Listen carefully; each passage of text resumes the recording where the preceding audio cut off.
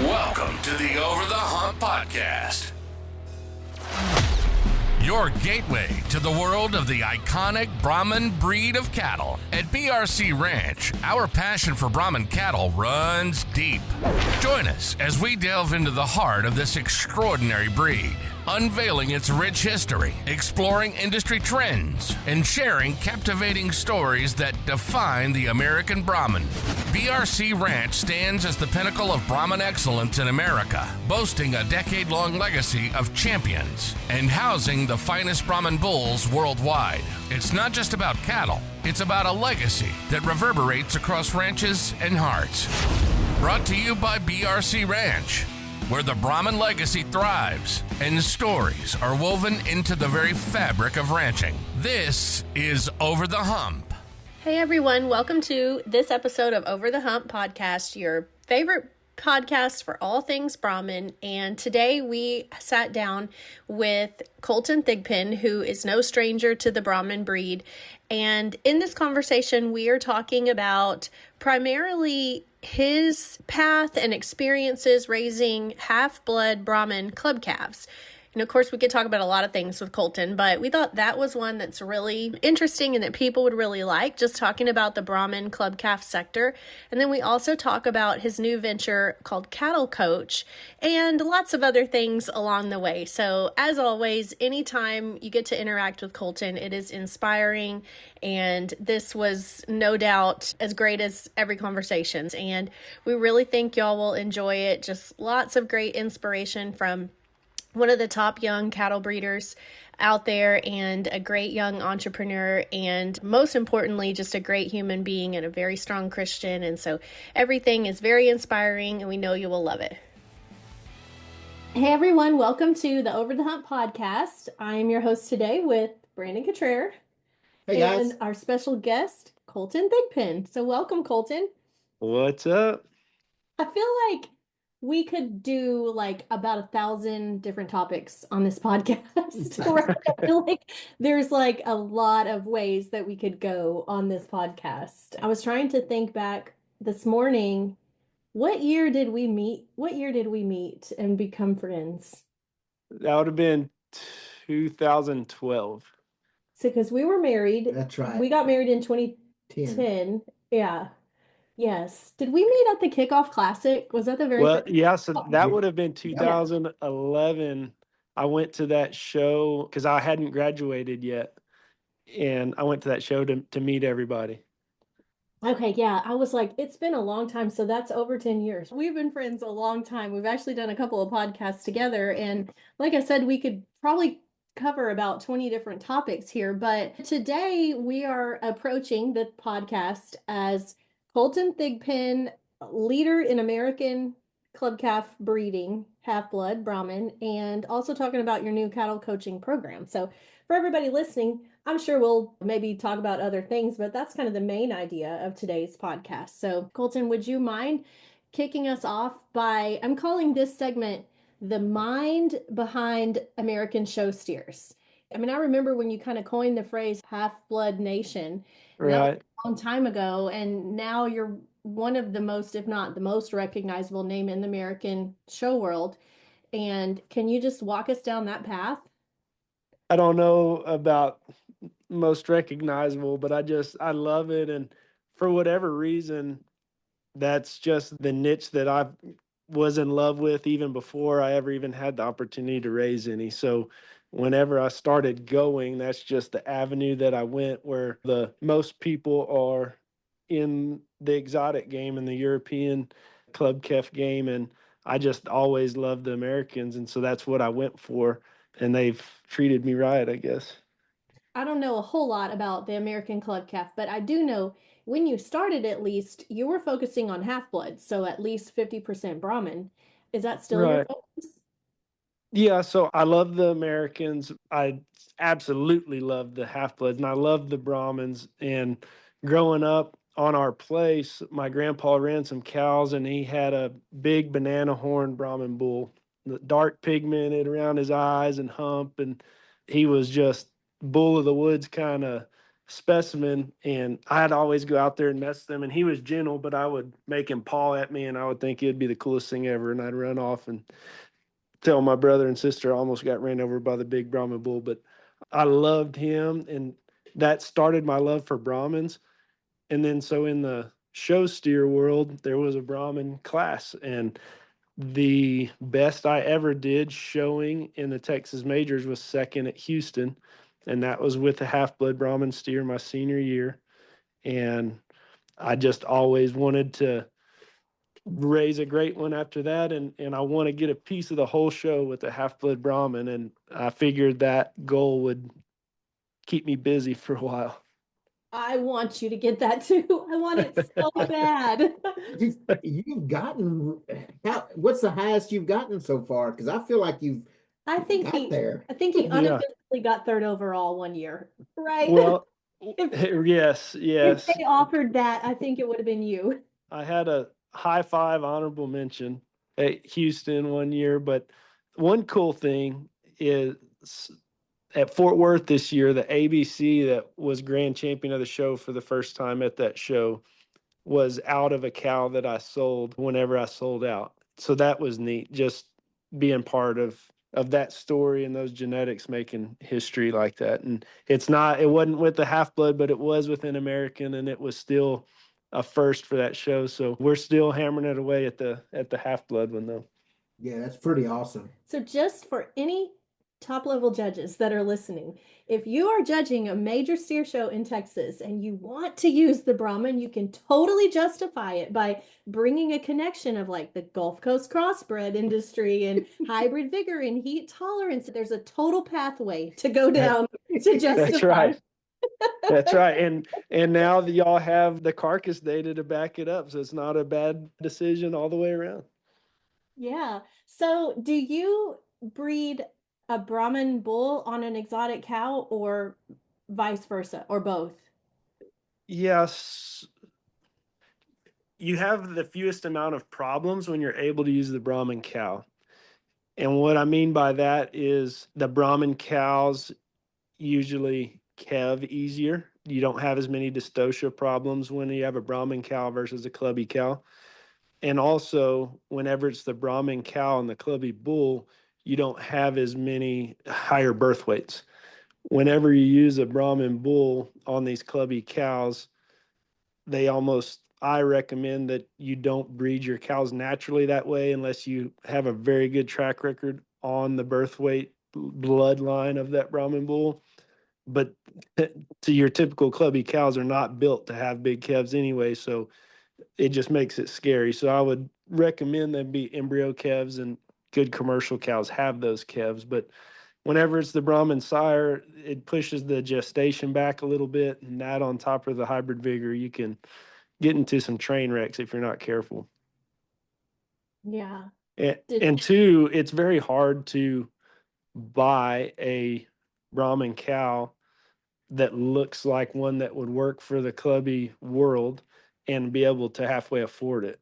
You can buy the same quality of clubby cow for a fraction of the cost and then try to get your hands on some Brahman semen. And so for me, that's why I went clubby cow, Brahman bull first, because I could have access to Brahman semen, but I could only afford the exotic cow. So talking about the ideal Brahman for that certain situation, can you tell us, kind of describe the ideal cow on the cow side when Yeah. you're crossing them with clubby bulls, and then after that maybe describe the ideal bull to go back on the Yeah. cow. What kind of Brahman works for this?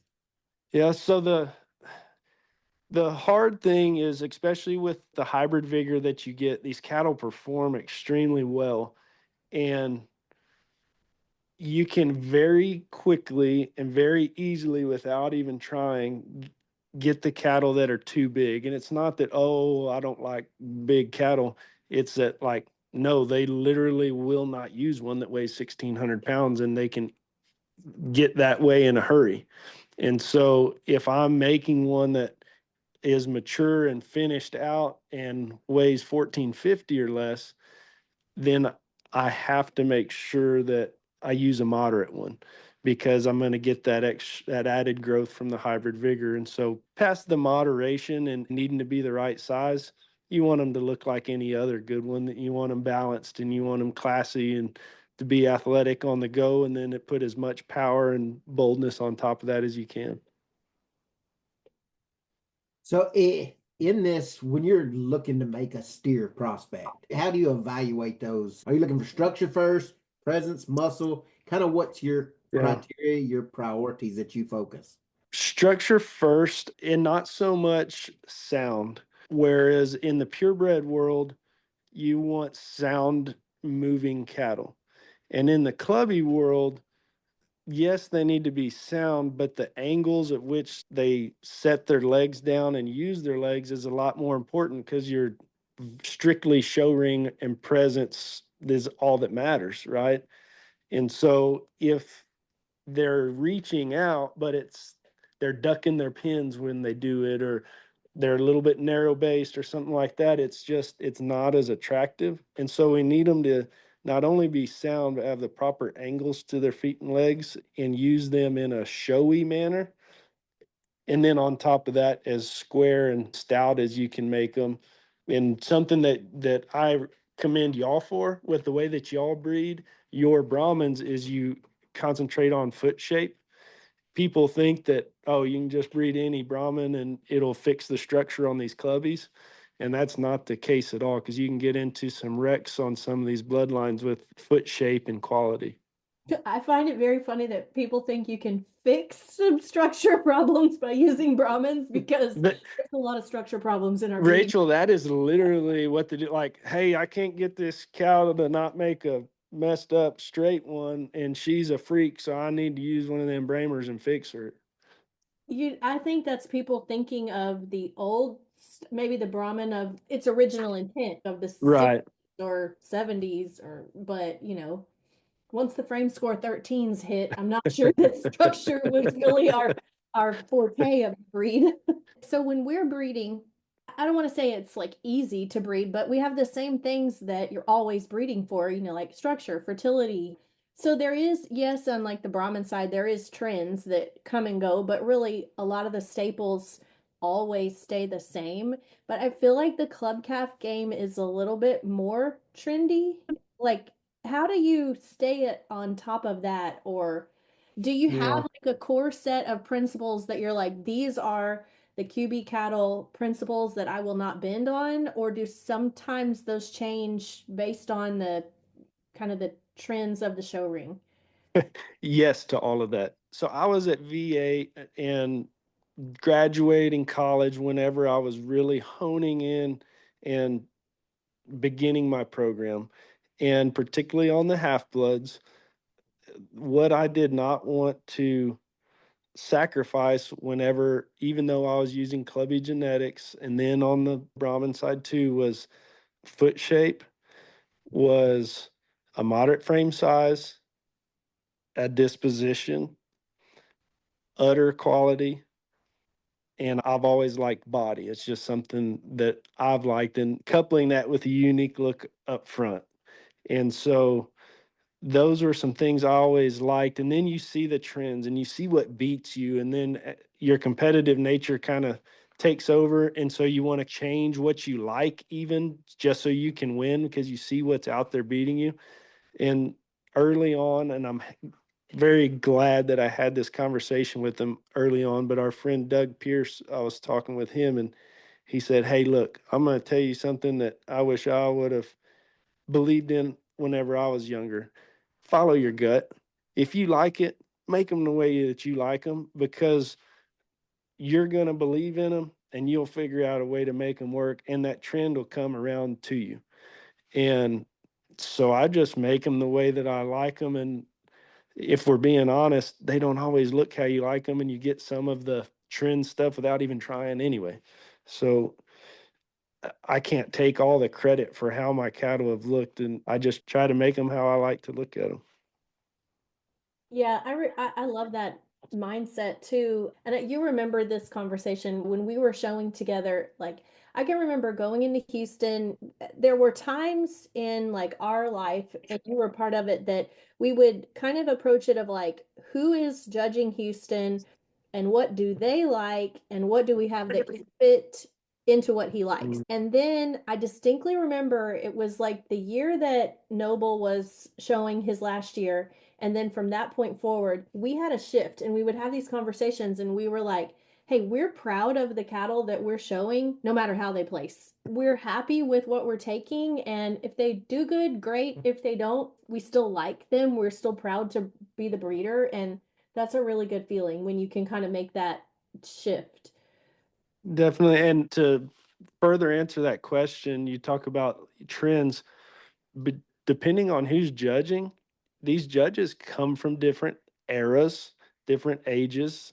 They come from different parts of the world. They come from different breed backgrounds.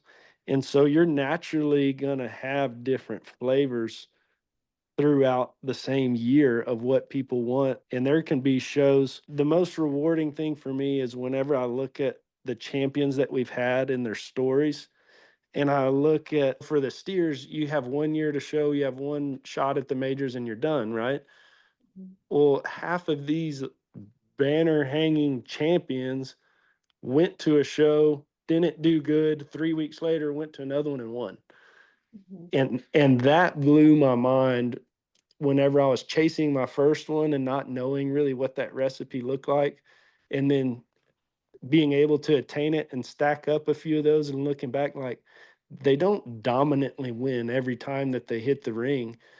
And everything has to align, and the judge and the trend and the weight breaks and all that has to happen for you to win. And so if you're chasing fads, it could change in 3 weeks just because you got a different judge. Yeah. Or you'd bring 30. You bring 30. You can only bring one club calf to the show. Right. Yeah, you can only bring just one if you each to kid? Texas majors.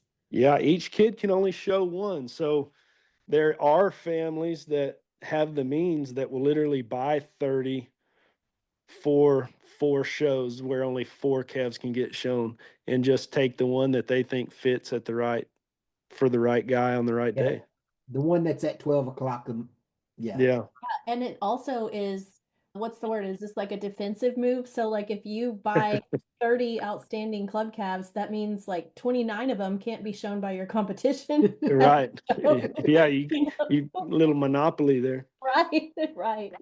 So to win 7,500.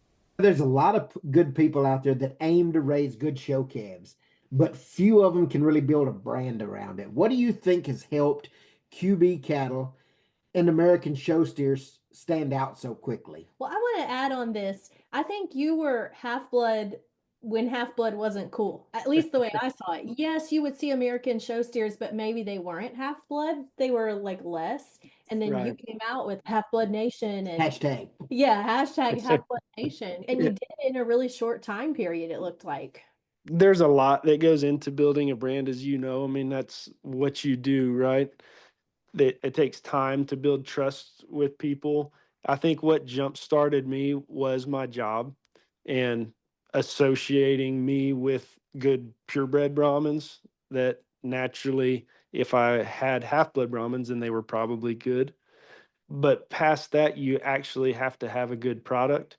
And so whenever I was making them, I was using exotic cows that literally people were almost letting me just have flushes in these cows because they were like, this kid is no competition to me and he's dumb wasting a flush on this Bramer bull, but we'll let him do it because he sounds excited about it. But it was like the cows that were being used to make calves to win the show, I was breeding to a Brahmin. And so it was the trendy look, the trendy genetics that most people wouldn't sacrifice breeding a Brahmin for. That's what I was doing. And so I made them look like, a lot of times they're like, hey, that one's good for a Brahmin, or I don't know Brahmins, but I can see that one, it's good.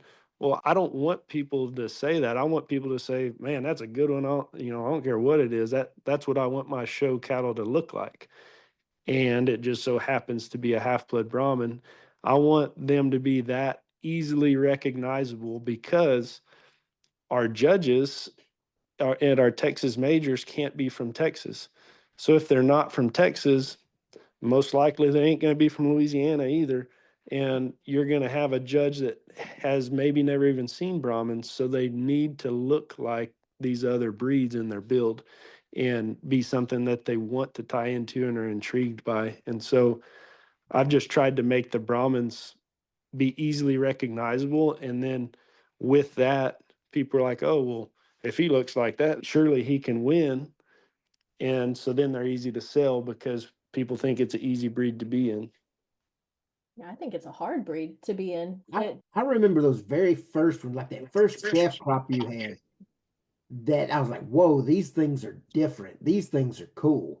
And I had seen the cows that you were using and the bulls that you were using, and I didn't know anything about the American club calf deal or making steers or anything like that for showing. And so I just sat back and watched. But when they hit, and they were cool.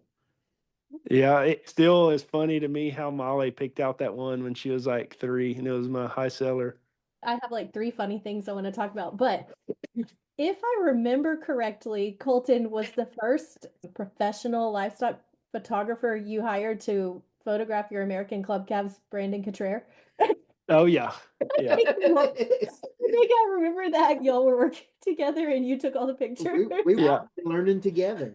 That's right. Then I was also thinking, who is that famous? There's a famous moment in time where there was a judge that stopped using like the Angus and Hereford steers and used a crossbred steer to win, like Chicago. The steer Conoco. Yeah, Conoco, yeah. Okay. And what was that guy's name? Don Good? Yes. Does that sound right? That's it, because I was saying Good, but it's Don Good, yeah. So if there are any major level judges listening, we could replicate that moment now, except the shift would be from like exotic to Brahmin influenced steers, and like it could be the turning point. And then throughout the rest of history, this people would be like, oh yes, That's when that was the judge that turned the tides to these American show steers. That's right. Well, I mean, on the American deal, it's kind of happened. So last year at Houston, there's been a Brahmin get a piece of San Antonio. It was reserve overall. And that was about almost 30 years ago. As far as I know, it was never done at Houston or any of the other majors. And last year, the year before, when Mullinex judged Houston, he used the Brangus to reserve the show. And then that same year at Fort Worth, Mark Hogue used an American to reserve the show. And then this year, he used an American to win the show. So I have a plan that would work. And this plan is that Keaton Dodd needs to move out of state, and then he can judge a major Texas steer show, and then it will happen. That's right. But we want it to be as legit as possible when it happens, because everybody's going to be talking mess anyway. So it has to be like the smoking good one. It's undeniable. No, the way things have shaken out, we might be shooting for reserve behind the Santa Gertrudis. Right? He can work remote, so he could easily move to another state, and then it could happen. That's right. Just need a guy that loves Brahmin as much as we all do. Oh, for sure. If there's anyone who understands the need for branding, it's a cattle rancher. For 25 years, Ranch House Designs have been crafting custom logos for ranches just like yours around the country. And there's nothing more important than the right logo for building your brand. A logo is the handshake your ranch needs to capture the attention of potential clients and customers. So, turn to Ranch House Designs to make the solid first impression your ranch deserves. Let's get branding your ranch today. Go online to ranchhousedesigns.com. One thing that really sets you apart is that you don't just sell cattle. You believe in kids, in families, in faith, in programs. And that kind of leads me to, I want to talk about your new cattle coach program, which is like amazing podcast and educational program. Would you tell us about that? Yeah, so it's a ever evolving deal, but that kind of started off of not. I'm not going to use the term midlife crisis because that's not right, but I'm a very goal oriented, driven type person, and I've always had something I'm shooting for, right?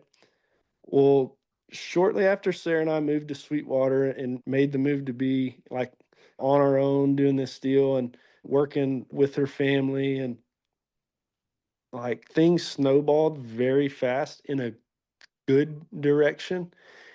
And I looked up and I was literally, I use the phrase living the dream all the time, but I was literally like, I had never dreamed past the point that I was at. I had my family, I had cows, I had land, I had an amazing barn set up. Like there was nothing more that I wanted, and I literally didn't know what to do. I was working for myself, and so I didn't have a boss. And in that, you're like, well, heck, that sounds awesome, right? If that's what you want, then what are you complaining about? I literally did not know what to do with it. And so I got to self reflect and pray and just kind of dig into the Lord during that time. And I realized I've always been coached. And most of the people that achieve greatness, like I've always wanted to, have been coached. And I enjoy being coached. And for the first time in my life, I didn't have a coach. I didn't know how to get better. And so I had to do it on my own and coach myself. And making that shift was a struggle. And then I was like, if I'm somebody who wants to be coached and can't find a coach, then I want to be that for somebody else who has a desire to be better. And that's the whole cattle coach. That's how that came to be. And I use the online course format because I have so many irons in the fire already with Bonanza and Express and QB that I'm like, and starting a young family, I'm like, I can't use much more of my time. So with this, I have the time invested in making the material, but then people have access to me once they buy the course without it taking my time. And so that's why I started the course, and it's done extremely well. It started off very hot, and I quickly noticed that for it to have the reach that I wanted it to, it needed to reach people that I didn't know. And why would they buy a coaching course from me if they didn't know and trust me? And so that's why I started the podcast, to give them free access to some of the stuff that I do and build a rapport where then they may trust the process in buying the course. Mhm. Yeah, that's awesome. We really enjoy your little snippets you see on social media and stuff. Those are Yeah. really good. And we enjoy the podcast too. Yeah. Um, Thank you. So I have seen you like coaching some kids, like personally, like one on one with some of your Yeah. families and stuff like that. And if I had to describe your style, I would say it's always very encouraging, but also very honest and direct. Like you tell it like it is. Do you see families or kids respond to that? Or do you ever have people that, don't like that style? Yeah. So I don't realize that's something that I've had to learn about myself. I don't realize that it comes off that way because I've always been coached and like at a high level. Whenever I was playing college sports and stuff, like I was coached hard. And so the way I'm very indirect in my mind compared to how I've been directed to. And so it still comes off maybe as more direct than what people are used to. But if you want to be better, you want someone to tell you where to be better. And I think that's one of the reasons why my business has had success with in the stock show world with these show families, is because it's attracted people that want to be better and have a hunger about them. And so if you're that way, you want to be coached. And we all have kind of similar goals. And whenever all that aligns, good things happen. Yeah, when I say direct, I definitely don't mean that as a criticism. Yeah. I like that style too. And Right. it has to come back from your high level football experience because that's what you get when you're playing at a high level. It's the same concept.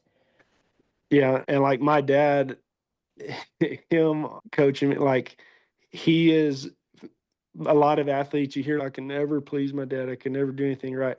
My dad's like, will defend me till the end. Like I could have the worst game ever. No, that guy should have caught the ball. You did great. And I'm like, come on, Dad. And I get second at a show. Oh, that calf really should have won. I'm like, no, he shouldn't have. He should have got fifth.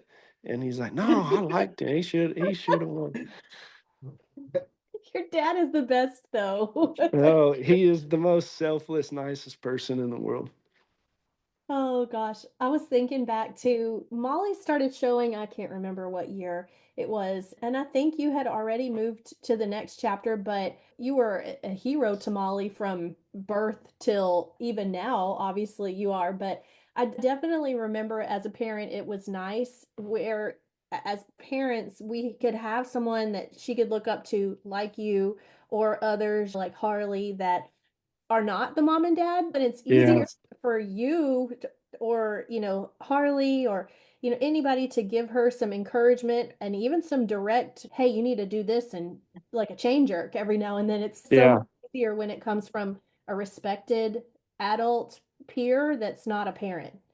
And now that I am a parent, I never took that duty lightly because you always have the parents that express that to you, like, yeah, please get on to them because they won't listen to me. And like I never took that for granted, but you still, until you are a parent, you don't know the value that has because it is so true. And you want that person to be somebody that you can trust with their knowledge and information and just their character as well. Yeah, absolutely. Yeah, it's kind of that deal. If they're familiar with you, like as a parent, they think you don't know because Right. they're so small, and they're like, "You're just my dad. You don't. What do you know?" Yeah. But it's like, shoot, even in the Bible this morning, I was going through John, and even Jesus said, "The people in your hometown, they don't think very Yeah. much of you." Jesus said that. Yeah, it's paraphrased, Yeah. but it's basically the people you're not really a big deal in your hometown. Yeah. Yeah. Jesus says like you can win Houston, but if you don't win your county fair, nobody knows who you are. That could be, maybe that's his way to Although it's not justify it. sacrilegious, but fair enough. Yeah. Speaking of that story, it makes me think of I went home for Thanksgiving, and Paul Alvoit was the first person I ever worked for outside of family.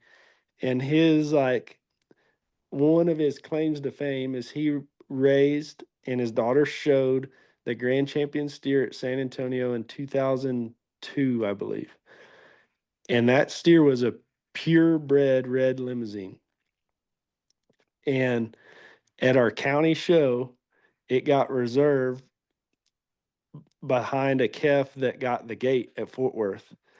And I asked him because now I'm like, I might have known who the judge was, but at that time I was completely unfamiliar. I was like in 8th grade. And he said, you don't remember who it was? He said, he gets embarrassed every time I tell him, but his wife don't let him live it down. It was Ryan Rathman. Ryan or his dad? No, it was Ryan. It was one of Ryan's first shows, county Gosh. shows, when he started judging.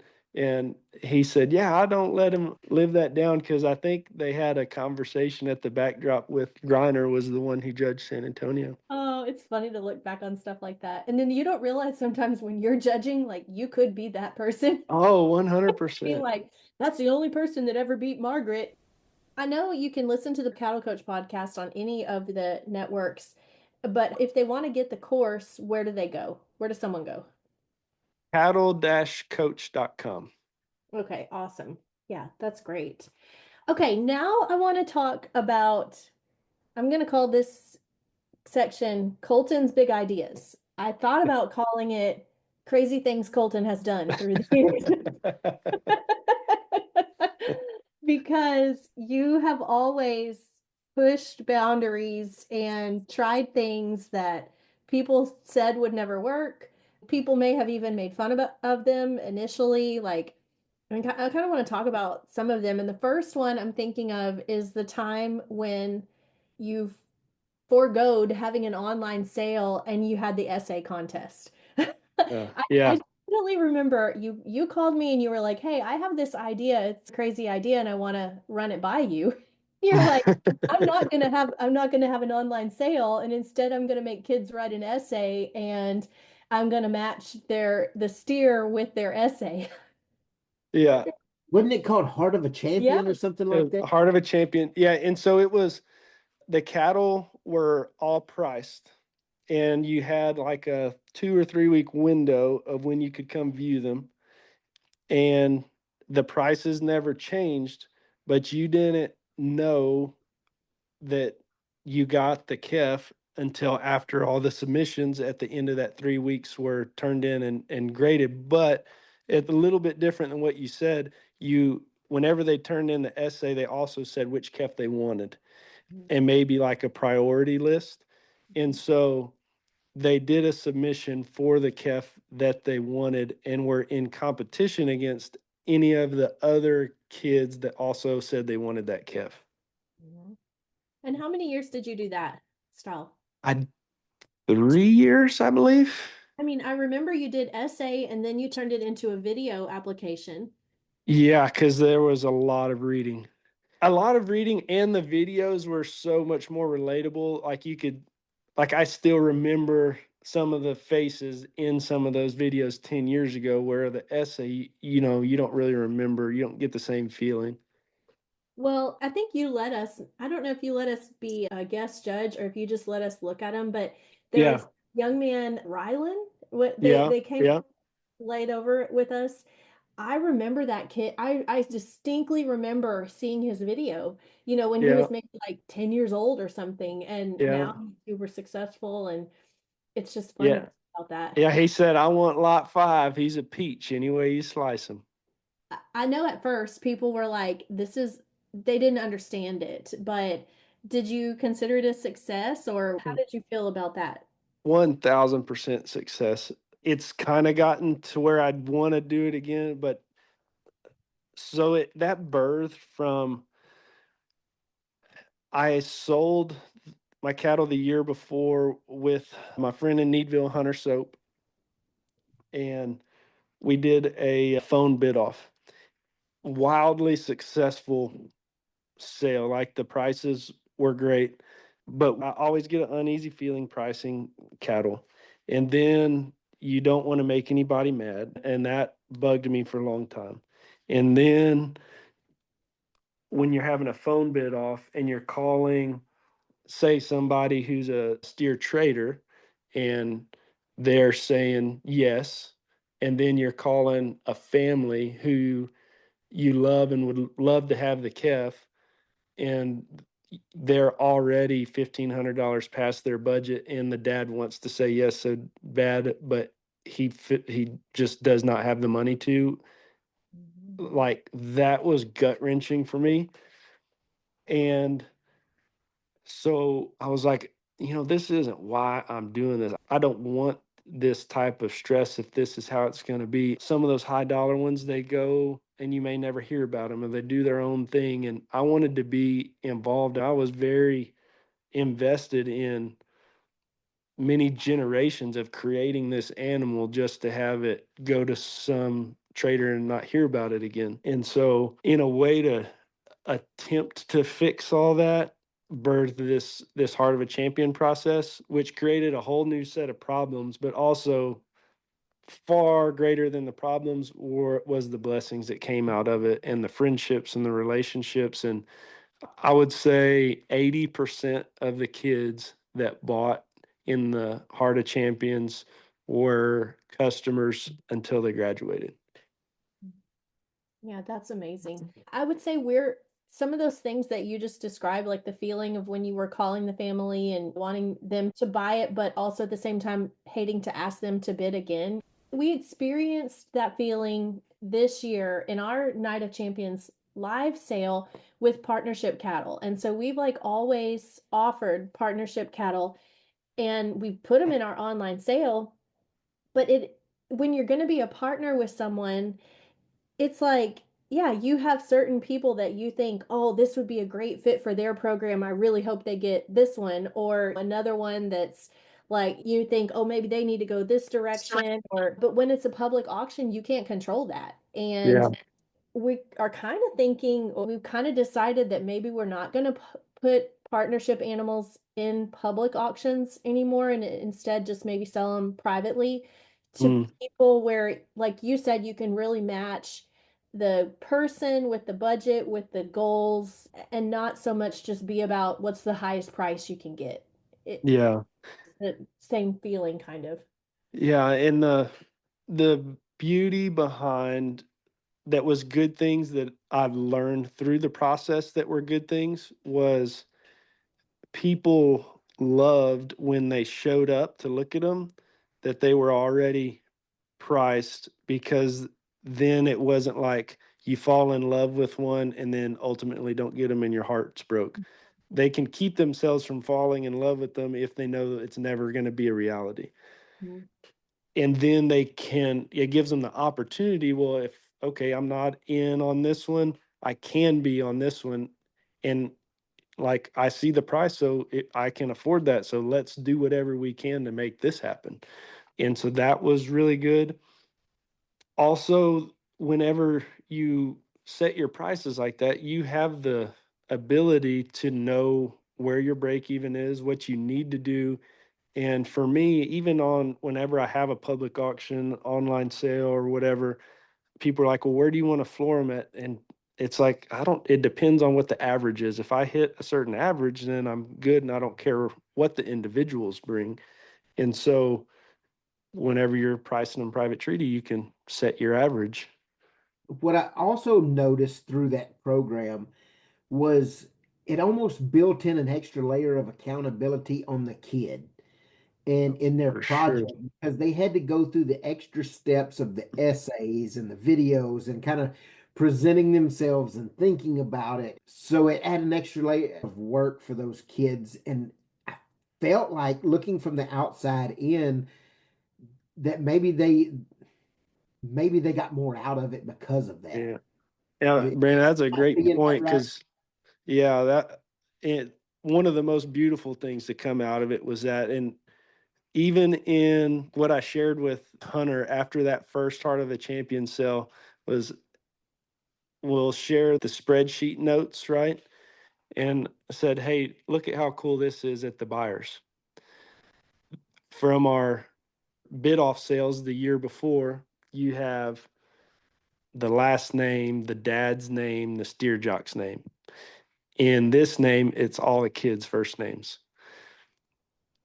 And Because the steer jock isn't writing an essay, right? well, right, but I didn't even know the kids that were getting them. Yeah. If it was the dad, because the dad shows up without the family. Well, this way, they show up with the family, and the kids are in the picking out process. And then when they decide they want them, it's like, okay, well, now you got to do your work for it. And they were invested. And whenever they got home, they had already made promises in their essay of their goals and what they were going to do. And so there was accountability there as well. And they worked harder at their project from the get go, and they had ownership and accountability. And that was definitely one of the big rewards from it. That was an awesome deal. But moving on to the next like page and chapter, turning point of crazy Cool. Kolton things. I mean, I feel like we were in there with you, witnessing it from the very first year when you kind of get started with Woodrow and stuff like that, and then your trajectory of growth and success that you've had, and then you get to like on top of the world in the shows thing, and all of a sudden we hear you're selling your entire herd and starting over. And so Yeah. I know for us, it shocked us, and we're like, somebody that was so passionate about something and worked so hard, all of a sudden he's selling out. What's up with that? And so what motivated that decision, and what did you learn about yourself during that process? Well, one of the things was it was not selling out to start over. It was selling out and not knowing what I was about to do and why. That was the most unnerving thing. It was, when God kind of just taps you on the shoulder and whispers in your ear, and you're like, nah, nah, nah. And I just felt like it was the same feeling that I had whenever I had the idea for the Heart of Champions. So it was that same feeling that you need to do something. And I remember I got to shake this feeling. So I was going to sit down and write a pros and cons list so I could prove to God on paper why I didn't need to sell my cows. And what happened was the cons list of keeping them was extremely short, and the pros list of keeping them was extremely long. And I was like, what in the world? And I sat there and I looked at it and I said, the only bad thing that this is going to affect by doing this is me. That has to do with my pride. My family's going to financially benefit. My family's going to have a time benefit. I still have pregnant recips in a cooperator herd, so I'm still going to have calves to satisfy some customers next year. So my customers aren't going to fall off, and they're still going to be able to benefit. And the only thing is my pride. And to be real honest, we have heroes, right? In life and in the industry and whatever industry we're passionate about. And then there's times when you get to meet your heroes and get to know your heroes. And whenever you get to know them and they let you down, it hurts a little bit and you don't want to be like that. And whenever you have people that choose their pride over family, I never wanted to do that. Never wanted to be that situation, and I needed to be able to prove it to myself. And if that's what God was nudging me to do, I wanted to be bold enough to be able to listen. And so I did it. And the fact that literally nothing bad and only good came out of it, I felt so selfish for ever wanting to hold on in the first place. And now it's 5 years since then. And I've had a calf crop every year from embryos that were frozen in the tank and putting them in cooperator herds, with customers that bought from that sale and then asked me to sell the calves for them. So the brand never died. I just wasn't running any cows. And then we had the funds and the time to be able to start Bonanza whenever that opportunity came. And then now that my son, Lawson, my oldest, is of the age to start showing, last year is when I started building the herd back and putting cows back together. And people are like, well, if you listen to God to sell them out, why are you doing that? And it was never, I never felt like it was to be out of the business. It was, he wanted my heart. And a lot of my heart was tied up in the pride of my cows. And once I gave him that, now I can attack the cattle thing with arms wide open instead of selfish ambition. So I'm guessing what I'm getting out of it is that it was your way to say to God that you are number one in my life, and I Yeah. have no other gods before you, right? Yep. Yep. Yeah, we openly say this. We definitely had a point in our life where other things were a priority, and it can mess things up. It can, like Yeah. mess up your family, your home life, your kids, and that's something that I think is a challenge for a lot of us in the show cattle world, because we're all competitive and we all want to do well, but it's easy for that feeling to kind of start creeping in, and you have to constantly be self-aware, like, hey, no, this is not the path we want to be on. Or Isn't it crazy the blinders that competition will put on you? yeah, Yeah. Molly, I'm going to share a profound statement from Molly, like just recently, is that she was reading something somewhere and it was kind of like a bio or like a resume or something. And anyway, in the text, it had said that this person had 15 grandkids and 10 national champions. And I didn't really think anything of it, but she put those two together and she was like, those are two different things, Mom. She's like, what you would want to be so proud of like your 15 grandkids and your family, but are you saying that the 10 national champions mean just as much? And it rubbed Mm, her the wrong way. Just mm. that little connection. She's like, would you trade one for the other? And it noted to us, like, hey, note to self, like, don't ever make that comparison in our family that our two kids are our number one priority. Yeah, she paralleled him, and it subconsciously you're like, oh, I would never. It's not that way, but if we look at where we allot our time and where we allot our money, Yeah. We really didn't touch much. We hadn't touched much on Bonanza because that was a yeah, major deal too. Like yeah, deciding to buy a bull stud in another state, you know? Do you want to yeah. tell us about that? I would love to hear this story again.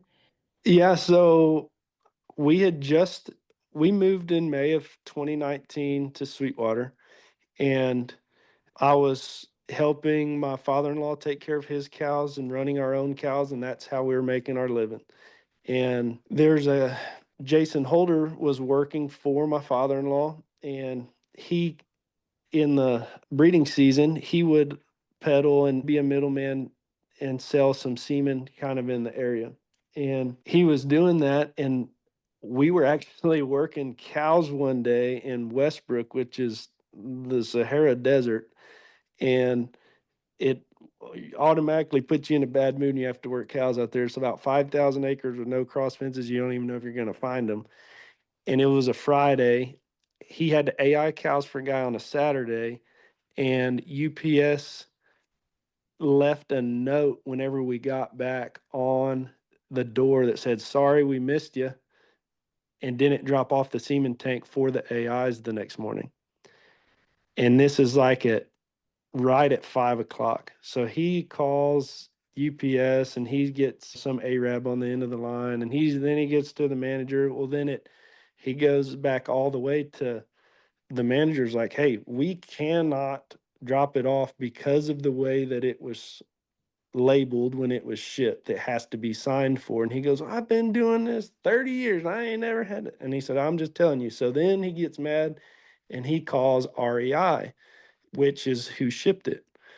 And it was after hours. He gets a voicemail, and on the voicemail is the owner's phone number. So he calls him. The owner straightens it out and he goes, hey, I'm actually going to be in the area tomorrow. I'd like to come by. So he comes by and he's like, hey, and pitches this idea of us being like a collection facility and they would do our processing. And I told Jason, I said, hey, I'm out. I'm very focused and hyper focused on growing the steer operation. I'm going all in on this thing. I don't need any other distractions. And he was like, well, let me just see what the numbers are like. And the guy says does his pitch. And I'm like, it really is, not much of a risk. We can get started fairly easily with how he's talking. And we're close to Kevin Newman. We're close to Brandon Horn. We could probably get them here. It's a good location. So let's try it. If anything, people want to come see their bulls and I can sell them a show steer. It'll help my business. Well, we started that. He said it October 8th. He said, try to get at least 10 bulls so we can train and collect. Well, I think we had 20 something. And then he came back the next week, we had another 20. And then he came back the next week and we had 18. And after those 3 weeks, we were trained, we started going, and we were a collection facility getting processed by REI. And about a year down the road, we had bulls collected every week that whole year, and it was just a wonderful fit. At this time, I still had the cows, and then I ended up selling the cows. We're still collecting bulls, And we're completely at their mercy. And there was a rumor that they were selling. And I'm like, hey, Jason, we either got to start processing here where we're not relying on anybody, or I don't know what we're going to do. We have to meet this new owner, but they were under contract and we couldn't know who it was. And I was like, had a thought one day. I was like, why don't we just try to buy it? That contract fell through. We were able to get the deal done. And then we had the full meal deal, but it was in Oklahoma. And I just added a whole bunch more to our plate, I guess. But it's been a blessing. It's been awesome learning how to manage employees, learning how to work with people and manage that size and scale of a business. It's been really fun and a lot of lessons from it. That was a total Sloan Williams move when you were like, why don't we just try to buy it? Right. Learn from the best, right? When we would be like, when we bought the place that is like our headquarters place now, he was our advisor and he was like, if you don't buy it, I'll get a 30-year mortgage. And I'm like, Dad, you're 85. I'm gonna give you a 30-year mortgage, Oh, that is funny. It's incredible. Kind of in moving into the next segment of this deal, you also have the DNA testing thing that we completely forgot about. Kind of, he has a lot of businesses. yeah. But I mean, shoot, cover that a little bit before we start into segment 4. Yeah, that was a God's timing thing. That was kind of Jason's idea. He goes, man, we need to do this. And the main reason is because as a customer on the current companies that were doing your testing, you were just a number. It was probably a Chinese guy in a lab you were talking to, and they didn't know anything about cattle, and they got your results maybe within 2 months. And so as procrastinating, unorganized cattlemen, you're in the chute and you want to know the result now. And that's when you're pulling the hair and you got to wait 2 months and you've already moved on. And so a lot of people just didn't even test and would guess because of the hassle. And he's like, if we could do that, we could, it's got to be faster.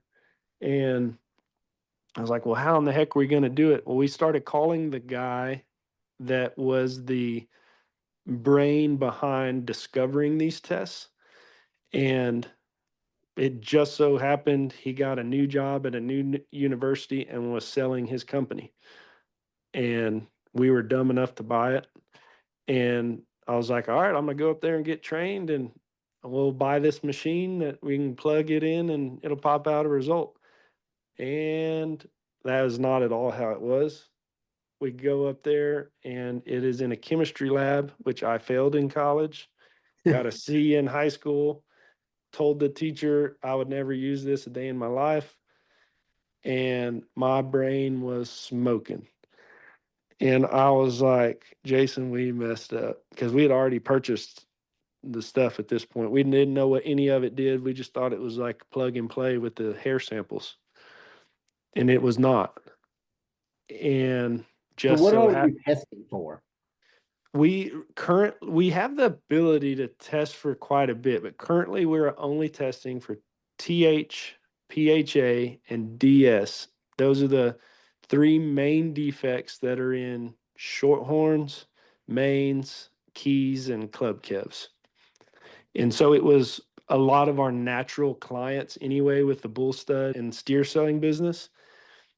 And we're like, we got to figure this thing out. And if we can do it fast, then maybe we can steal business from these big guys that are testing. And that next week after I got back from getting my brain fried on the training, Mary showed up out here because I was going to officiate their wedding.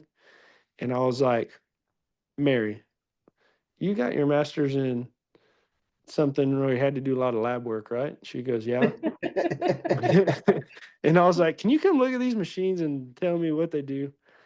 And she was like, I've done like 3/4 of this process over 1,000 times.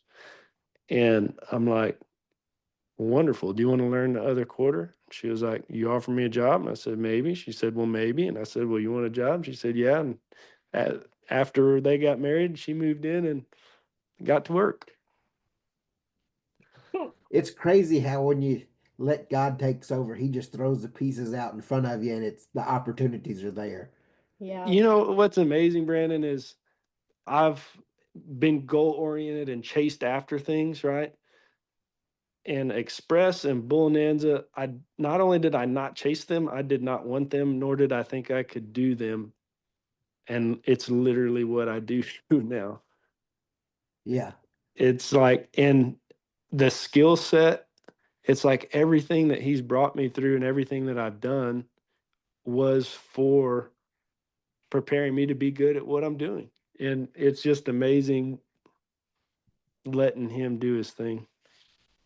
Yeah, exactly. Just the opportunities that he can put in front of you that you never expected.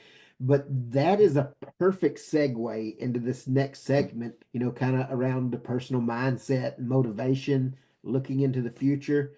You've worn a lot of hats in your career so far. You've been a football player, a herdsman, a club calf breeder, a bull stud owner, a DNA guy, and a coach, a dad, husband, and your life is very public on social media. What's something about Kolton that people in the cattle world don't see on social media? Well, we've all seen your crazy shirts. Yeah, that's what I was thinking. Like, Looking back on some of our old pictures, when we first met you, that was in your era of wearing like a solid denim Wrangler denim shirt. Do you remember uh-huh. that? And then Driving the second gen Dodge. Yep, yeah. I had to sell that so I could try to buy Sarah's ring. I, I remember. Oh, really? Yep. When you graduated, you've shared this, but I can't remember the exact number. When you graduated college and started your first job, how much money did you have in your bank account? Roughly $80, $20. It was less than 100. Do you remember what you had, Brandon? It might have been less than that. But we're not in competition here. I just kind of share that because I think sometimes people see things on social media, and if you just take a glance at BRC now, what you might see is 40 head in a show barn and champion bull at Houston and champion heifer at Houston. But what people do not see or maybe do not remember is 6 years ago when we were like using our body weight to roll around bales around on the ranch because we didn't have a tractor. Like you, me, and Harley and Frank. That's how we moved around bales. And I think the same would be said for you, that people may not see that, or maybe new people they don't see the time and the grind and the sacrifice that it takes to get there. I mean, when you lived here at Modeling and you had your club caps, you had a little lease place, right? Several. Did you have the Eagle Lake lease place at one time? No. Simonton. Okay, well, equally horrid. Yeah. We're both members of the Sloan Williams Gave Us a Lease Place Club. Yeah. Yeah. Yeah. If it rained at all on that place, you just had to stop on the highway and walk out there because four-wheeler would get stuck. Anything would get stuck. Foggy. I remember that place. Yeah. It was a boggy sucker. And so, like, it was such a good thing that I was still living off halfway being in shape from football, because carrying creep feed one bag at a time for 400 yards and back through mud, and then literally rolling round bales from the road into the pasture through the You've done mud. that too. Oh my gosh. Done that. I've been in some binds on that place now. And then in Hurricane Harvey, it was completely underwater, remember? Yep. And I remember it was right there on the Brazos. And that was the Brazos River was the border. There was no fence between Yeah, there was no fence Brazos. on that. The Brazos was the fence. And I remember that river would get low sometimes and cows would wander up and down. Yeah. Good times though. Oh, wonderful times. The least place he let us have, the very first one we had was in Eagle Lake. Did you ever go out there, or was that before? Yeah, yeah. And I don't think it had a back fence. The back fence of it was The like Colorado River. yeah, and also another fence was like a rock quarry. Remember that? Yeah. And then I think a landfill was on the other. That place was terrible, but we were very thankful to get it. Yeah, but that's the thing, Rachel, is people think that everything has to be awesome and pristine, but like I thought that was striking gold whenever he offered that to me. Exactly. Here, same here. And then you get Like, into it and you're like, why do I want to do this at all? But then you got to grind through it and you appreciate it so much. And it almost adds another layer of reward at the end of it because of oh man. And if somebody's hungry, they'll figure out a way to make it happen. Cause like even that little house that I lived in on the Mullins place, behind it was like jungle that wasn't part of the pasture. And I was like, hey, could I build a fence right here? And they're like, sure. What are you going to put back there? Like one goat? And shit, I raised my first 20,000, the highest selling Bramer steer at the time in history was raised on that little quarter of an acre triangle. I remember that. Yeah. I also have another thing that people probably wouldn't know about you on social media. You love cats. I don't love cats, but I did love that cat. Every so often that cat, like for those listening, there was like a barn cat that loved Colton, and Colton would be like sticking calves or washing calves, and then all of a sudden, remember this little Fly cat off the jump on rafters it, and land on my shoulder. sit on it, Colton's shoulder while Like a parrot. Yeah. I'd be like, it's growling at me. And Rachel's like, no, that means they like you. It's purring. It's motor It's running. motor. Yeah. I try to be as open as possible on social media, but it's like I don't intentionally not put anything, just unless it's just like private family stuff. But that is one thing that I was actually having a conversation with Sarah, maybe not even a month ago. And I told her for the first time in my life, I'm not confident in how people perceive me. And she was like, what do you mean by that? I was just like, I think because there's people that know me just such a short period of time because of my age now, that all they know is what I am now and don't know anything about where I came from or how to get there. And I want to be open to that as well. And that's still subconsciously, it's still with you. And for me, that's who I am, but people can see you differently now. And so that's been a little bit of a struggle, is like people perceive you a certain way that you may not think is accurate. Mhm. Yeah, that makes sense. People who are relatively new and didn't see you 10 years ago or didn't know that Colton. Yeah. Yeah, they look at you in your current situation now and it's like, must be nice, Yeah. but they don't understand what it took to get to where you are. Right. Right. You want some of the debt? Yeah. You're right. I had a funny conversation actually today, and then we're going to wrap up, I have to say, but we were at the barn today and we were talking with Jaden Davis, who's like 19. He's been helping us. He's an amazing young showman. And he was talking to a new person at the barn about how to set one up. And he was like saying that on the side profile, you always want to scissor it. And the new thing is to square them up on the back, when the judges come around. That's a new thing, but scissoring is the old school way, and I always like the old school way. And I just started laughing, and I'm like, actually squaring up is the old school way, and now I'm officially the old person who is referring to things as the old school way because I'm 35 and y'all are 19. So it's funny how that stuff goes, and now we're kind of in that era. Yeah, it's wild.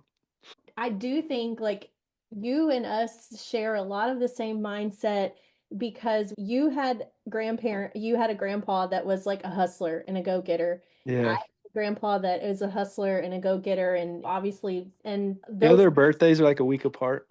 I know it's crazy. Like those people like influenced you, me, and Brandon a lot.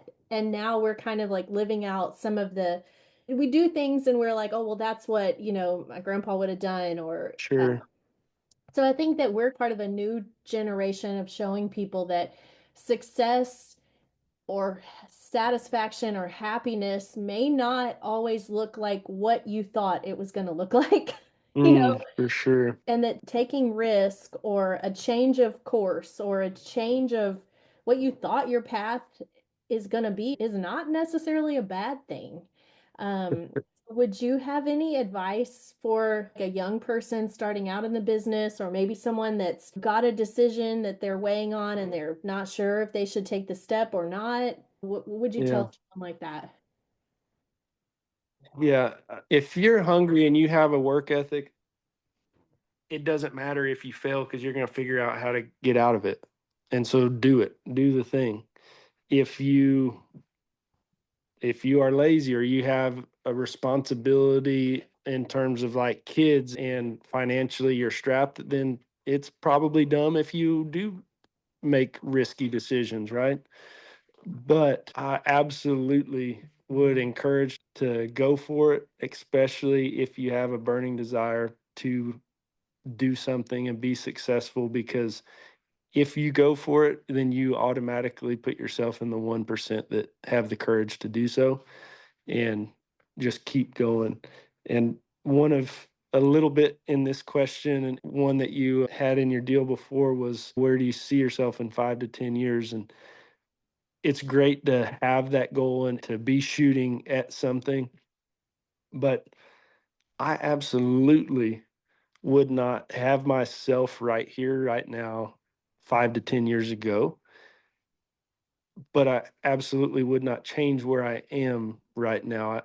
And so I say that to say I do every day all out at a certain standard of excellence, I don't waver off of certain character and just things that I want to stand for. And it leads me to where I need to be rather than me saying where I need to go. Because if I'm not willing to pivot when something comes up, then I think I strap myself more than I help myself. And so, where I want to be in 5 to 10 years, I don't know, but I know that I'm going to be trusting God and living at a certain standard, and that's loving my family, having God and my family's priorities in my life, and then just working to the best of my ability at whatever it is that's in front of me. Yeah, that's amazing. This has been such a great podcast. I know we could keep going, but we do really need to sign off. I love y'all, and I love talking with y'all, and I do want to just tell you thank you not only for your friendship over the years, but in all the ways that y'all poured into me and helped me along the way. Well, likewise.